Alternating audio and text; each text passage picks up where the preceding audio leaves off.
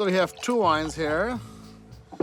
We have two Chardonnays, one from great producer the Jura, Mont Blanche, and one Chardonnay made by Sashi Mormon, my partner, myself, and our team. This is from our vineyard in Oregon called Seven Springs.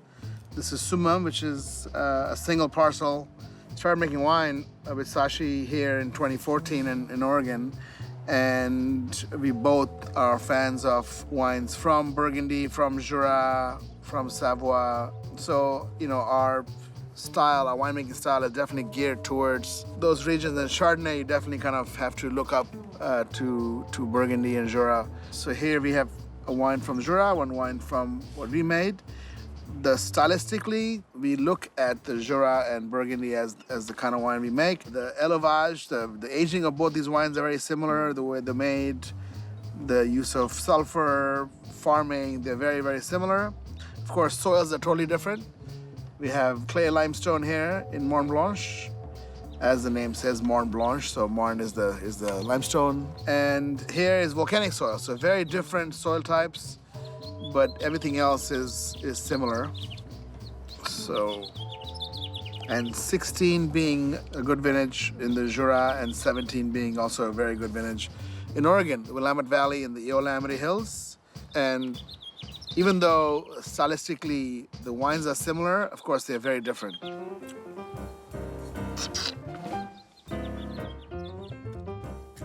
The Jura wine is much more textured.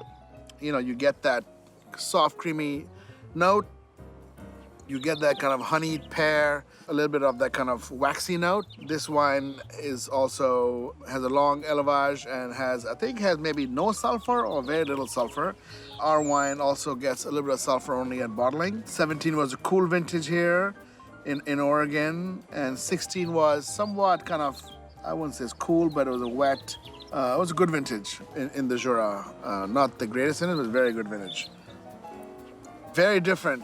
You can smell the kind of saltiness in the Jura wine. You get that kind of saltine flavor, a little bit of a kind of a brioche flavor, but not like a woody brioche. No, there's no like new oak here, so to be called, you know. But it does have kind of a salty limestone note.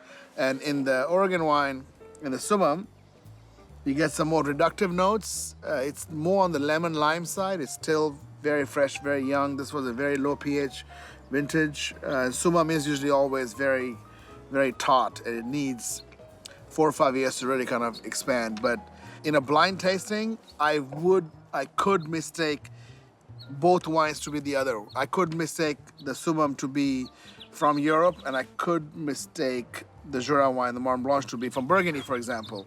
But the big difference why it's not Burgundy is you don't get any kind of wood influence. Most top white Burgundies have a little bit of that kind of, you know, wood influence, which kind of you see in the nose. But very textured on the palate is very, very creamy but very precise. A lot of acidity. Yeah, great balance. 12.5% alcohol. Yeah, you can feel the lightness on the mouth. And this is 13% alcohol.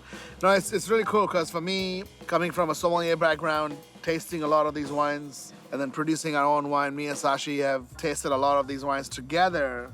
So when we make our wine, it's like our compasses are definitely pointing towards that part of the world. We want to make a wine from Oregon, we want to represent Oregon. But in our minds, we always think about like, oh yeah, we should like, you know, make Chardonnay in a style more European. And that's easy to do in Oregon because 17 was a great vintage. It was really a vintage which you could get optimum ripeness but have a lot of acidity. You can see the color of the wine is so light. This wine will age 20 plus years, no problem.